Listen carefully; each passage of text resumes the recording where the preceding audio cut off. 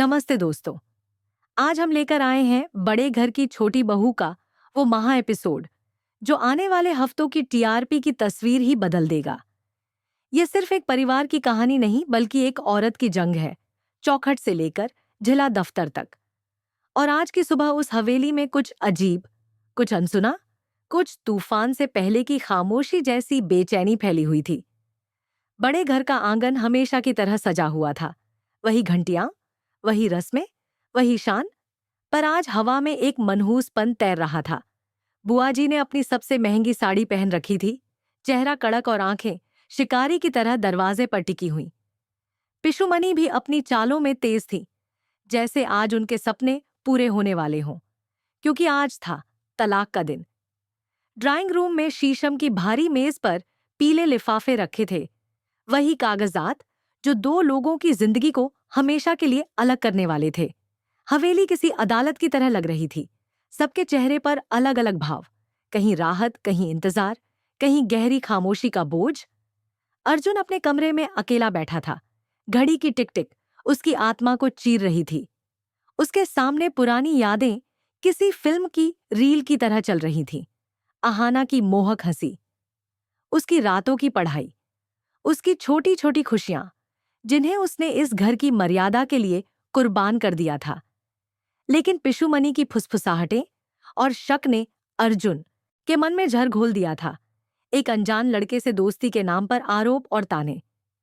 अर्जुन का झूठा अभिमान भारी पड़ा और आज वह उसी फैसले पर पहुंच गया था जो उनकी किस्मत बदल देगा। हॉल में पूरे घर वाले जमा हुए। दुर्गा देवी अपनी सिंहासन जैसी कुर्सी पर विराजमान थी। सख्त, अडिग, मुनमुन, बुआ जी की भतीजी, अर्जुन के आसपास ऐसे चक्कर लगा रही थी जैसे किसी खास जीत का इंतजार कर रही हो। वकील दस्तावेज तैयार कर रहे थे। कैमरे हर चेहरे की नजाकत को पकड़ रहे थे। ड्रामा बस शुरू होने ही वाला था। तभी गेट खुलने की आवाज आई। सबकी निगाहें उस तरफ मुड़ गईं और वहां एक साया धीरे धीरे उजाला हुआ। अहाना। पर यह वही अहाना नहीं थी जिसे हमने 133 एपिसोड पहले देखा था। आज वह साधारण सूती साड़ी में थी, बाल कसकर बंधे, चेहरा बिना मेकअप पर, आंखों में बिजली। एक चुस्ती, एक चमक, एक नया इरादा। उसके कदमों की आवाज ऐसी गूंज रही थी जैसे कोई रणभूमि में उतर रहा हो। बुआ जी की आवाज वहीं रुक गई। मुनमुन के चेहरे का रंग उड़ गया। पर अहाना किसी की तरफ नहीं देखती। वह सीधी दुर्गा देवी के सामने पहुंचती है, शालीनता से नमन करती है। वह नमन किसी झुकाव का नहीं बल्कि विदाई के संकल्प का था। वकील पेपर्स लाते हैं। पेन अर्जुन के हाथ में आता है। उसकी उंगलियां कांपती हैं। मुनमुन की धीमी आवाज, बस साइन कर दीजिए अर्जुन। पर अर्जुन के मन में चल रहा तूफान कोई नहीं देख पा रहा था। वह पल जब उसने अहाना की मांग में सिंदूर भरा था और आज वही हाथ तलाक पर साइन कर रहा था। अहाना पेन उठाती है। सब सोचते हैं कि अब वह भी साइन कर देगी, पर नहीं। वह अपने पूरे नाम की बजाय सिर्फ लिखती है अहाना। एक शब्द, पर उस शब्द में उसकी आजादी गूंज रही थी। उसने अपनी पहचान को किसी और की छाया से मुक्त कर दिया। बुआ जी और पिशुमनी खुशी में झूम उठते हैं। दुर्गा देवी के चेहरे पर राहत की पहली लकीर उभरती है। अर्जुन का दिल टूटने लगता है। और तभी हवेली के बाहर सायरन बजते हैं। लाल नीली बत्तियां चमकती हैं। एम्बेसडर गाड़ी रुकती है। डीएम, पुलिस कमिश्नर और कई अधिकारी उतरते हैं। पूरा हॉल सन्न। बुआ जी चिल्लाती हैं, इसे गिरफ्तार करो अभी। पर डीएम कुछ नहीं कहते। वह सीधे अहाना के पास पहुंचते हैं। सबके सामने वह सल्यूट करते हैं। जय हिंद मैम। हवेली की हवा अचानक बदल जाती है। ड्रामा से इज्जत में, तानों से गर्व में। डीएम अहाना को गुलदस्ता और सरकारी लिफाफा देते हैं। वह घोषणा करते हैं, आपको इसी जिले का एसडीएम नियुक्त किया गया है। पूरा हॉल स्तब्ध। वह लड़की जिसे घर ने छोटा समझा, आज सरकार की तरफ से सम्मानित थी। उसी क्षण एक और साया नजर आता है। आईपीएस की वर्दी में विक्रम, वही अनजान लड़का जिस पर इस घर ने शक किया था। पर वह अब जिले का आईपीएस अधिकारी था और वह सिर्फ एक सहयोगी था जिसने अहाना को पढ़ाई में मदद की थी। विक्रम सल्यूट करता है, मैम गाड़ी तैयार है।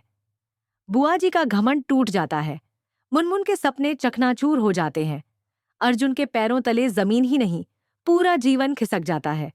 अहाना तलाक के पेपर्स उठाती है और धीमे पर तीखे स्वर में कहती है, आप लोगों ने सोचा कि मैं कमजोर हूं, मुझे मजबूर किया गया। मैंने कभी तलाक नहीं मांगा। आपने मुझे नीचा दिखाया, रोका, मुझ पर शक किया। लेकिन आज मैं अपनी पहचान से नहीं, अपने पद से बोल रही हूं। फिर वह सच उजागर करती है।